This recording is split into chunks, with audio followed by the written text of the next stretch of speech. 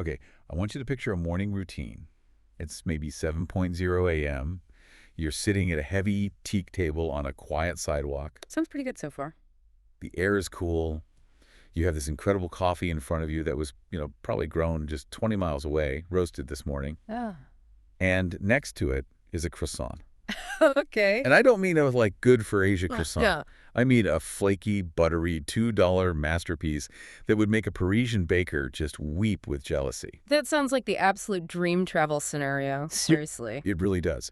But here's the kicker. To get to that table, you probably had to wake up at 4:30 in the morning Roof. to watch a spiritual ceremony that has, well, transformed into what might just be the single most uncomfortable tourist trap in all of Southeast Asia. I think I know where you're going with this. And depending on the month you visit, when you look up from that perfect coffee, you might not even see the golden temple spire across the street Because of the smoke. because the air is thick with smoke from slash-and-burn agriculture. It's yeah. a huge contradiction. It is the sensory contradiction we are tackling today. We are talking about Luang Prabang, Laos. Exactly. And the central question we're wrestling with, it's not just where to eat or what to see. It is much, much bigger than that. It's fundamental. Is this UNESCO World Heritage Site actually a genuine cultural experience anymore? Or has it become a beautifully curated open-air theme park? Is it, and I think this is the core of it, is it ruining itself to save itself? That's the paradox. Because if you look at the travel magazines or you scroll through Instagram, they're selling you the dream of, what, 2010? Oh, absolutely. They sell you the silence, the saffron-robed monks, the slow river life. It's all nostalgia. But we're looking at the reality of February 2026 right now.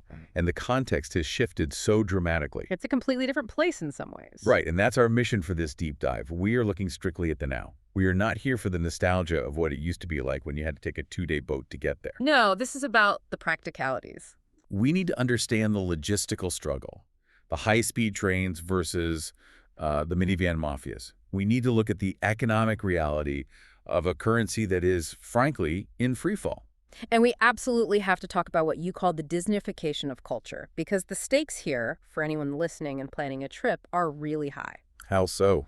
Well, if you go in with the wrong expectations or you go at the wrong time of year, you are going to lose money. You might actually get sick, and you will very likely leave heartbroken. Heartbroken by a place you were supposed to fall in love with. Precisely. It's a destination that requires a strategy now, not just a backpack. So let's unpack this. We have to start with the transformation.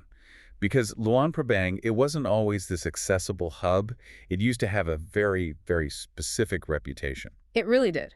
If you rewind, say, 10 or 15 years, Luang Prabang was a whisper on the backpacker trail. It was a legend, almost. The sort of final frontier. In a way, yeah. It was protected by its own geography. You essentially had two ways to get there, and frankly, both were ordeals. Right, I've heard the stories. Your first option was a bus ride through the mountains that was, well, let's call it character building. Chuckles. Yeah. That's a diplomatic way of putting it. I've heard stories of people, vomiting out of windows, buses hanging off the side of cliffs. All true. It was a rite of passage. Or you took the slow boat. The famous slow boat. 2 full days floating down the Mekong River from the Thai border. And that boat, it acted as a kind of filter. What do you mean by a filter? It's selected for a very specific type of traveler. Someone with time on their hands, someone with patience, someone who was willing to just disconnect and stare at the jungle for 2 days. So by the time you arrived, you were already in the right mindset. You had already slowed down to the city's pace. You were primed for it. The journey prepared you for the destination. But that era is officially dead. Over. And the weapon that killed it is the LCR. The Last China Railway. And we absolutely cannot overstate how massive this change is. This isn't just a new track they laid down. Oh no. This is a Belt and Road Initiative mega project. It's a geopolitical piece of infrastructure that connects Kunming in southern China directly to Vientiane, the capital of Laos in the south. And it's high-speed rail, we're talking modern, fast train. Exactly. And by 2026, where we are now, it is running at full capacity pretty much all the time. So that filter we talked about, Oh, God. it's gone. Now you have a funnel. It's a high-pressure funnel that pumps mass tourism in from China people coming down for, a long weekend. And it funnels backpackers and luxury travelers up from Vientiane who just flew in from Bangkok. So you have a town that was essentially built for 19th century foot traffic and maybe a few river boats, Right. suddenly having to deal with bullet train volume. Exactly. And that pressure, that influx, leads directly to what I call the UNESCO curse. Okay, break that term down for me, because usually when you hear a place gets UNESCO World Heritage status, you think that's a good thing, right? It saves the buildings. It saves the shell of the buildings. That's the crucial distinction. UNESCO's rules are incredibly strict about the exterior, The look and feel. the look and feel. The French colonial facades, the terracotta tiles, the wooden shutters, they're all preserved flawlessly. You can walk down the main street, Sisabang Vong Road, and it honestly looks like a movie set of Indochina in the 1920s. It's perfect. But there's always a but. But UNESCO cannot regulate the economy inside those buildings. So as the train brings in more and more people, the rent on that main street skyrockets. Basic supply and demand. And the local families, the grandma who's been selling noodle soup from her front room for 30 years, the family who repairs bicycles, they can't afford that commercial rent anymore. So they have to move out. They sell up or they lease their property out for a huge sum and they move to the outskirts of town. The building remains, looking authentic, but the life inside it has completely changed. So what's in there now? So you see this beautiful 2-story heritage house, but inside it's a 20-room boutique hotel next door, a high-end gelato shop next to that, a tour agency selling adventure packages. It becomes a set piece. It becomes manicured. It's beautiful, but it lacks that frantic, messy, organic energy of a place like Hanoi's Old Quarter or the back streets of Bangkok. Right, where you see life actually happening. It's quiet, it's pretty, it's very clean. But you have to ask yourself, is anyone actually living here anymore, or is everyone just working here until 10 p.m. and then commuting home to the suburbs? That is a heavy thought. Yeah. It's the difference between a living city and a living museum. And that's the tightrope it's walking. Because let's talk about the physical act of arriving. Because if the train changed the demographics so much, it must have completely changed the arrival experience, too. Oh, it's unrecognizable. We've started calling the new train station the spaceship in the jungle. Why a spaceship? Because you're gliding through this pristine ancient jungle on the train. You see these incredible limestone mountains, mist, just green everywhere. It's timeless. And then suddenly the train slows down and you pull up to this colossal, sterile concrete and glass structure. No local character. Absolutely zero. It's massive. It has these soaring ceilings. It echoes. It's brutally efficient. But it feels like an airport terminal in some second-tier industrial city and, I don't know, anywhere. It has no sense of place. And this is where the traveler gets their first, what we call cold shower. The first dose of reality. The first of several. You get off this high-tech, multi-billion-dollar train. You walk out of this spaceship station expecting what? A sleek shuttle bus. A Metrolink. You expect integration, right? Yeah. You expect a seamless link from this modern marvel to the heritage town it serves. Right. Instead, you find out the station is miles and miles outside the city, and you walk straight into the waiting arms of the transport mafia. Mafia is a strong word. It implies you don't really have a choice in the matter. You really don't.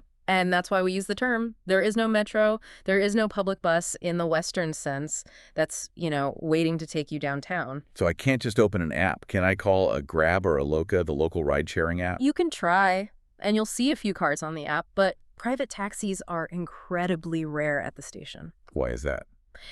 Because the minivan cartel, for lack of a better word, basically pushes them out. They control the forecourt.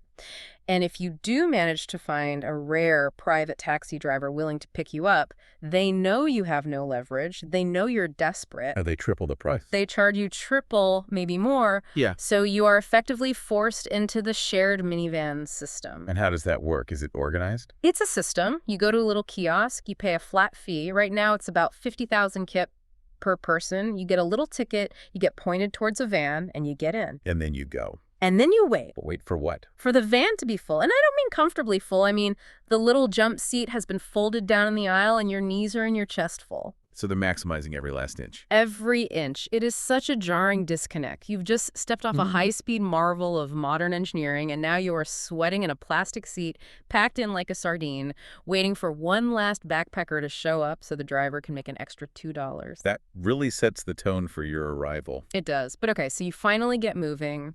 You leave the sterile concrete zone of the station, and you immediately hit the reality of Lao rural infrastructure. Potholes and dust. Potholes, dust, stray dogs, the whole thing.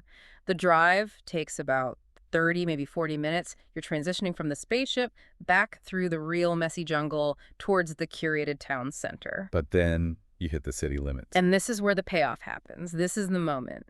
Because despite the Disneyfication we talked about, despite the frustrating van ride, Luang Prabang has this specific hush that just seduces you immediately. Define hush. Because cities in Southeast Asia are, in my experience, usually incredibly loud. That's the thing. In Vietnam, the soundtrack is honking. Just a constant, aggressive cacophony of horns. Here, the loudest sound is the cicadas in the trees. It's the sound of the Mekong and the Nam Khan rivers flowing. You can actually hear the water. What about smells? You smell the frangipani flowers hanging over the monastery walls. You smell charcoal grills firing up with fish from the river. And visually, because of those strict UNESCO rules, there are no skyscrapers blocking the sky. Everything is human scale. Everything is low-rise and human scale. Your blood pressure just drops instantly. It's an incredibly powerful effect. And it creates this false sense of security, I imagine. Completely. You think, oh, this is paradise. Everything is calm. Nothing can go wrong here. But things can go wrong, especially with your wallet. Let's shift gears and talk about the economics of a visit in 2026. I know the local currency, the Lao Kip, has been having a really rough few years. Rough is a massive understatement. The inflation has been brutal for locals. The currency has devalued significantly against the US dollar and crucially against the Thai baht, which is a major regional currency. Now, normally as a traveler, when I hear currency devaluation, my ears perk up. I think budget holiday. I think my dollars are going to go so much further. That is the logical theory, but the reality on the ground in a tourist town like Luang Prabang is that the economy has effectively dollarized. Explain what that means in practical terms for someone at a cafe. It means that the local business owners aren't naive. They know their own currency is volatile. So while you might pay for your coffee in kip, the price on the menu is mentally and often literally pegged to the US dollar or the Thai baht. So you'll see menus with stickers over the old prices. All the time. They have to update them every week or two to keep up with the exchange rate. So you aren't really getting the huge discount you think you are on those tourist-facing services. And what about for bigger ticket items?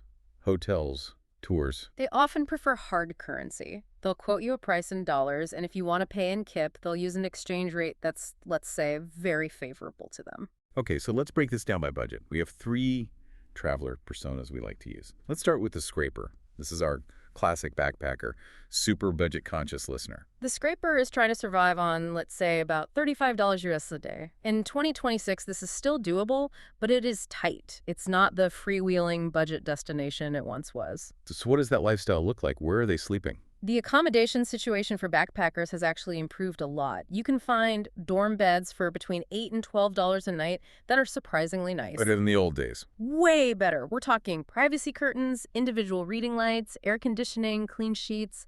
It's not the gritty, grimy experience of 10 years ago. But to make that budget work, your diet is strictly street food. Which in Luang Prabang isn't a bad thing at all. Not at all. You're eating cow G, those amazing baguette sandwiches, for about $2.50. Yeah. You're eating cow soy, the local noodle soup, for $3. But the key is you are walking everywhere. No tuk-tuks. You are not taking tuk-tuks. They will blow your budget in a day. Okay, let's step it up to the comfort traveler. This is maybe a couple on a 2-week vacation. They have some disposable income. They want a nice experience. This is the absolute sweet spot. This is who Luang Prabang is perfect for right now. If you have a budget of around 120 US a day per person, you are living a life that would cost you $500 a day in Europe. Easily. Give me the details. What kind of value are we talking about? For accommodation, a budget of $60 to $90 a night gets you a stunning heritage boutique hotel. We are talking polished teak floors, a swimming pool, and a lush courtyard, an excellent included breakfast right in the center of the old town. The value for money is off the charts. And that leaves plenty in the budget for food and transport. Exactly. You can afford to take private tuk-tuks whenever you want. You can have nice sit-down dinners with a couple of beers.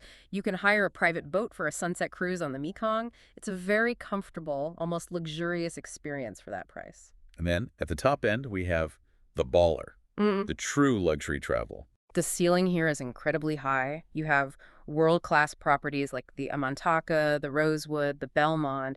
These can run anywhere from $1,000 to $2,500 a night. Wow. What are you paying for at that level? Is it just the brand name? You're paying for absolute exclusivity and silence. As the main town gets busier and busier with the train traffic, these resorts offer these huge walled sanctuaries. It's world-class luxury, private villas, impeccable service. You could spend your whole trip there and barely know you're in Laos. I want to circle back to the cost of living again, specifically on food. Yeah. You mentioned street food is cheap, but I've heard some really mixed things about fine dining prices. This is a really common trap. People arrive from, say, Chiang Mai in Thailand, where food is generally cheap across the board, from the street stall to the fancy restaurant. Right, you expect that to continue. You do. So they sit down at a beautiful French-Lao fusion restaurant in Luang Prabang. They order a steak, a bottle of French wine, and then the bill comes and it's $150, and they're in shock. What causes that huge jump in price? It's the wine and the imported ingredients. You have to remember, Laos is a landlocked country. Almost all the luxury goods, good cheese, good wine, Australian beef, it all has to be imported, usually through Thailand, and it's heavily taxed. So the local stuff is cheap, the imported stuff is expensive? Incredibly so. If you stick to local dishes and drink the excellent beer Lao, it's a cheap meal. The second you order a bottle of Bordeaux, you are paying New York or London prices for it. That is such a crucial mental adjustment for the listener to make. You are paying a premium for the vibe, and you are paying a premium for the imports. And honestly, you're paying for the inefficiency. Things just move slowly here. Service isn't always sharp, it's part of the package. Okay, let's pivot to the things that can actively ruin your trip. The things you need a strategy for. We call these the traps. And the first one circles right back to our favorite subject, the train. Trap number 1, the LCR ticket scramble. I thought the whole point of the train was that it's modern and efficient. You just buy a ticket and get on. Right? Yeah. I wish. How I wish it were that simple. The train itself, once you are seated, is fantastic. It's clean, it's fast, it's smooth. Getting the actual ticket, however, is a dark art. Why? What's the problem? The problem is demand. Tickets sell out days, sometimes a week in advance, especially on the popular Vientiane to Luang Prabang route. Is it just that many travelers? It's travelers, but it's also that Chinese tour agencies buy up entire carriages in huge blocks for their groups. So the individual ticket allocation is smaller than you think. But there's an app. I've seen it. It's called LCR Ticket. I downloaded it just to see. You downloaded it, but have you tried to pay for a ticket on it with a foreign credit card? I have not. I take it there's a problem. It is notoriously legendarily glitchy with foreign cards. It often lacks the specific 3D secure protocol integration that most Western banks require for online transactions. So what happens when you try to buy? You get to the final screen, you select your seat, you put in your Visa or MasterCard details, you hit pay, and the little wheel just spins. What? And spins. And then it says, payment failed. Oh, that's infuriating. It's panic-inducing because you try again and it fails again. And meanwhile, you can literally watch the number of available seats on the screen tick down from 5 to 3 to 0 while you're trying to pay. So what is the fix? How do we hack this system? Do not DIY this. I repeat, do not try to do it yourself on the day. Swallow your pride and pay the commission. Ooh. Go to your hotel reception or any local travel agency at least 3 days before you want to travel. They have local bank accounts. They have runners who can go to the station. Pay them the extra $2 or $3 commission per ticket. It is the best money you will spend on your entire trip just to avoid the stress and the risk of being stranded. Okay, that is a golden piece of advice. Let's move to trap number 2. This is the big ethical one, the Alms Giving Ceremony. Talk bad. This is the image that is on every postcard and every travel brochure for Laos. These beautiful lines of saffron-robed monks walking barefoot at dawn to collect their daily food from kneeling locals. And the reality on the main street. The reality on the main tourist street is a zoo.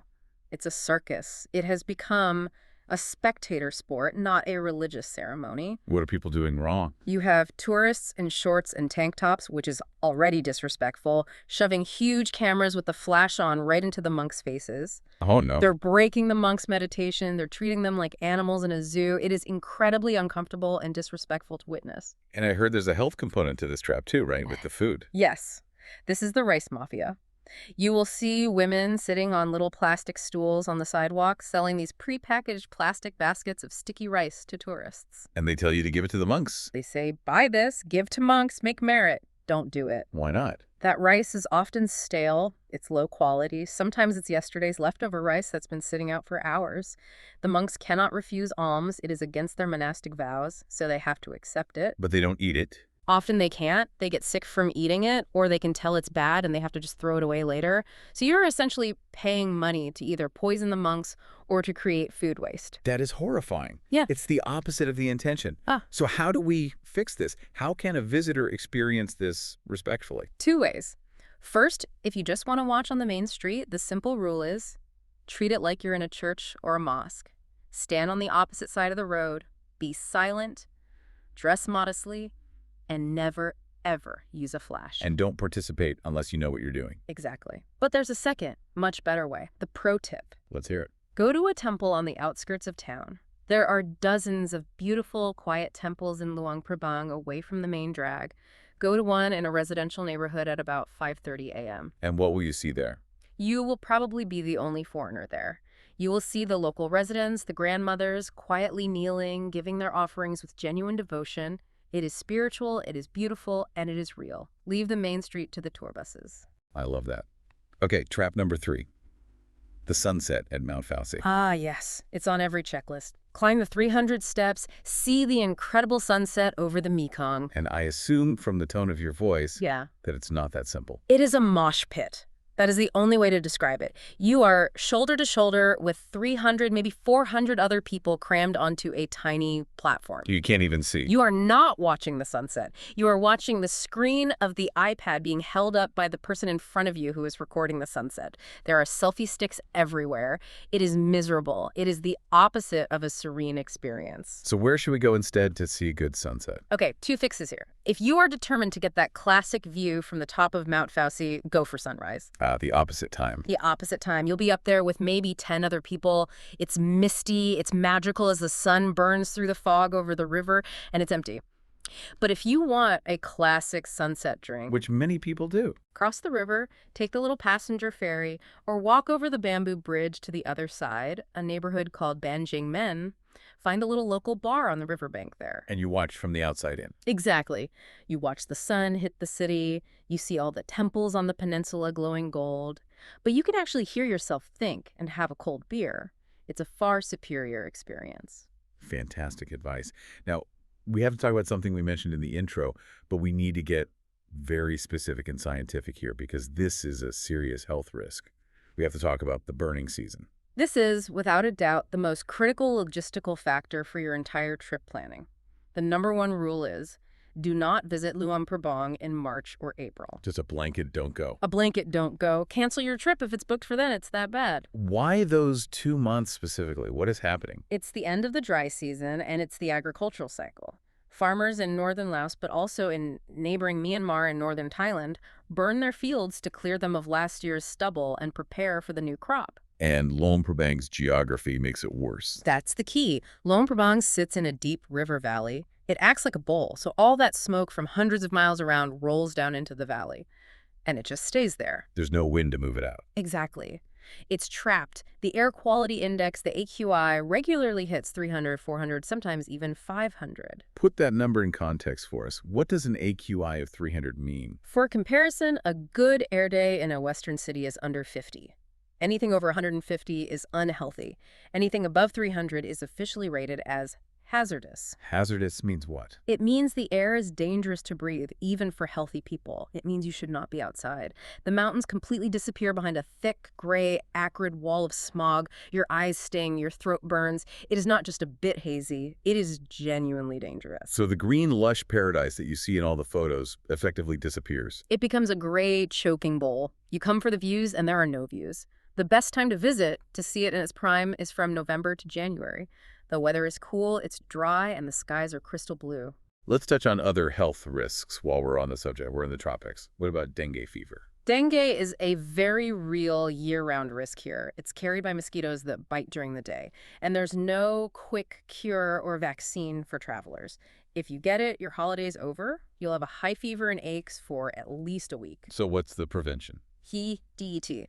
Don't mess around with those natural citronella stickers or bracelets. They do not work. You need the hard stuff, a spray with at least 25% DET, and you need to use it. And if you do get seriously sick or injured, what's the medical situation? The local hospital is basic. It's Yeah. perfectly fine for a stomach bug or a minor issue. But if you break your leg falling off a motorbike at a waterfall or you have a serious cardiac event, you are looking at a medical evacuation to Bangkok. Which I imagine costs a fortune. We're talking tens of thousands of US dollars. This is not an exaggeration. So the message is, check your travel insurance policy before you get on the plane. Make sure it explicitly covers emergency medical evacuation. Good advice. What about general safety and crime? Is it safe to walk around at night? Generally, it is very, very safe. Violent crime against foreigners is extremely rare. It's considered very safe for solo female travelers, though it is a culturally modest place. But there are some new trends. Yes. With the recent economic downturn and inflation, we are seeing a rise in petty, opportunistic crime, specifically snatch theft. How does that usually happen? The classic scenario is a tourist on a rented bicycle. They put their handbag or their phone in the little basket on the front handlebars. A guy on a motorbike rides past, grabs the bag, and is gone in seconds. So the fix is simple. Wear a crossbody bag. Don't make yourself an easy target. Don't leave your expensive phone sitting on a cafe table right next to the street. It's just basic situational awareness. And there's one other specific trap regarding illegal substances. Ah, yes. The infamous happy menu. You will see signs outside some restaurants for happy pizza or happy shakes. And happy is a code word. Happy means it contains drugs, usually marijuana, but sometimes mushrooms or even opium. And the official advice from us is? Hard pass. Avoid it completely. The drug laws in Laos are incredibly severe, even for small amounts. And frankly, it's widely known that police sometimes use entrapment. They know which places sell this stuff. It is absolutely not worth spending time in a Lao prison because you wanted a magic milkshake. Just don't do it. And one last safety point, accessibility. What's it like for someone with mobility issues? It's terrible. Honestly, the sidewalks are a disaster. They're uneven, they're broken, they have random staircases in the middle of them.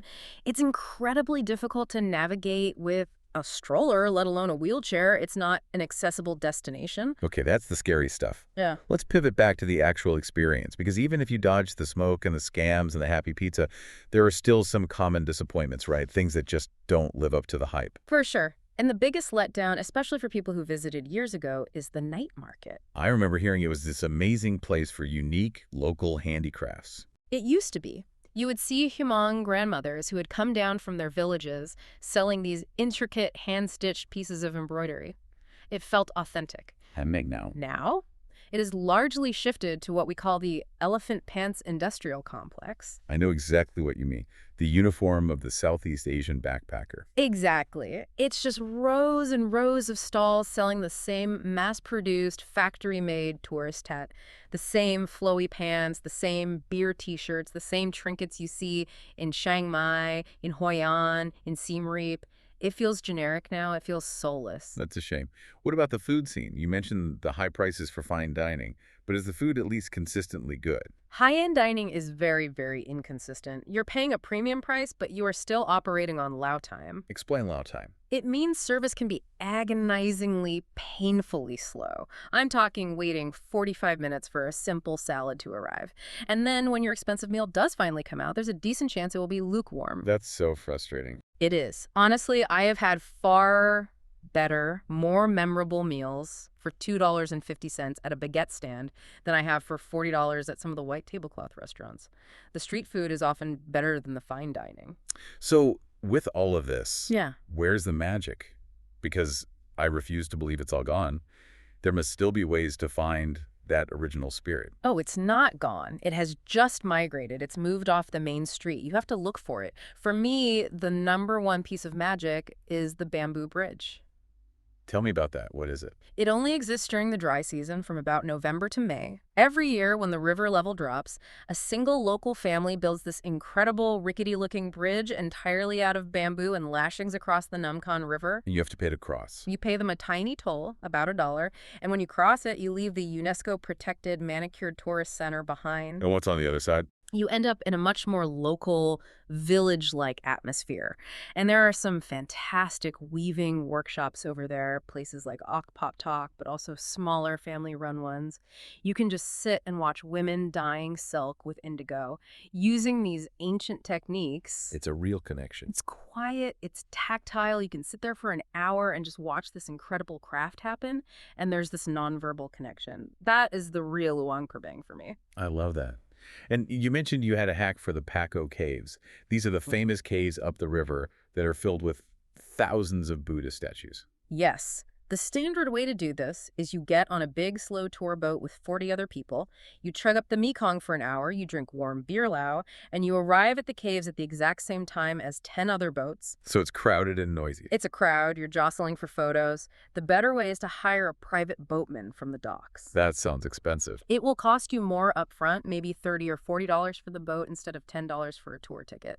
But you can tell them you want to leave 30 or 40 minutes before all the main tour boats depart. So you beat the crowds. You beat the crowds. And if you get there early, you are standing in this sacred cave surrounded by thousands of ancient Buddha statues looking out at the majestic Mekong River in total, profound silence. It is hauntingly beautiful, but you need that silence to feel it. That's a great tip. One last practical question. For the digital nomads listening, is it a viable place to work from? What's the connectivity like? It is viable, yes. First rule, don't rely on your home roaming plan. You'll pay a fortune. Buy a local Lao eSIM before you land. Unitel has the best coverage in that area. And Wi-Fi. Hotel Wi-Fi is generally decent, but be warned, in the evenings from about 7 p.m. to 10 p.m., when every single tourist gets back to their hotel and starts streaming Netflix or video calling home, the bandwidth just clogs up completely. It can become unusable. So do your heavy duty work during the day. Okay, let's try to bring this all together by looking at alternatives. Maybe someone is listening to all this and thinking, you know what? The smoke, the crowds, the logistics, it just sounds like too much work. Where should they go instead for a similar vibe? If what you're looking for is that old Luang Prabang vibe, that rustic, sleepy atmosphere with stunning limestone cliffs and a slow river, go to Nong Kia. And where is that? It's about 3 hours north of Luang Prabang by bus. It is absolutely stunning. You stay in rustic bungalows right on the river, surrounded by these giant cliffs. There are 0 hotel chains. It is what Luang Prabang was 20 years ago. And what if they want the heritage and the ancient temples, but without the crowds? Then they should go south, go down to Champasak, and visit Wat Phao.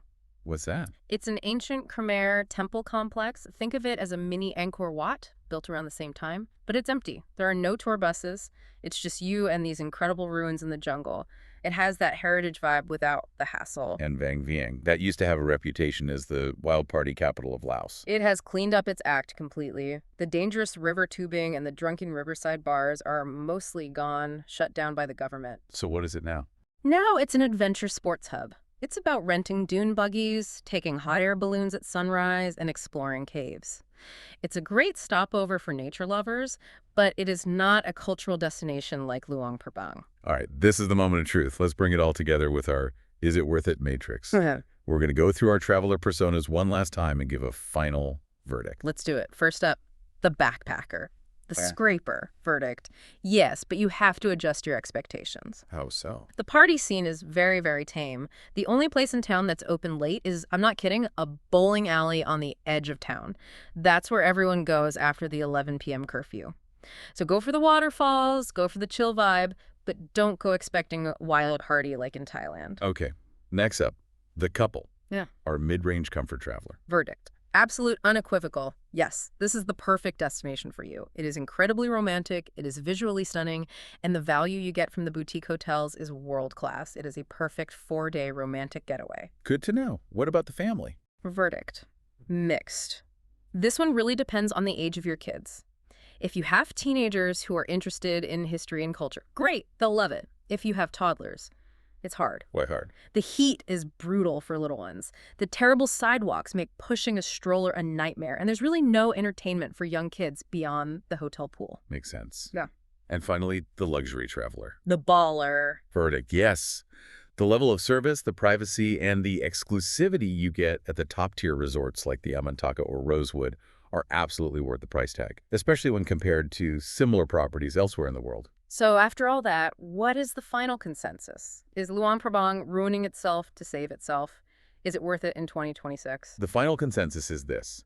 Luang Prabang is absolutely worth it, but only if you master the logistics. It's a conditional yes. It is. If you just show up and try to wing it, you will be frustrated by the ticket apps, you will get ripped off by the transport vans, and you might get sick from the smoke. You'll leave disappointed. But if you book that train ticket through your hotel, if you time your visit for January, if you wake up for sunrise instead of sunset, it is still, without a doubt, one of the most beautiful and enchanting cities in all of Asia. I love that. So the spirit of the city still exists, but it has migrated off the main road. The challenge for you, the listener, is to look past the influencers and the elephant pants to find that side street reality. Couldn't have said it better myself. The magic is there, you just have to work a little harder to find it now. That's it for this deep dive. Next episode, we are leaving the mountains of Laos and heading to an island that's been through a lot, Sri Lanka. Is it the new Bali, a paradise reborn? Or is it a logistical hellscape for travelers? And as always, make sure you check your visa requirements before you even think about booking a flight. See you next time.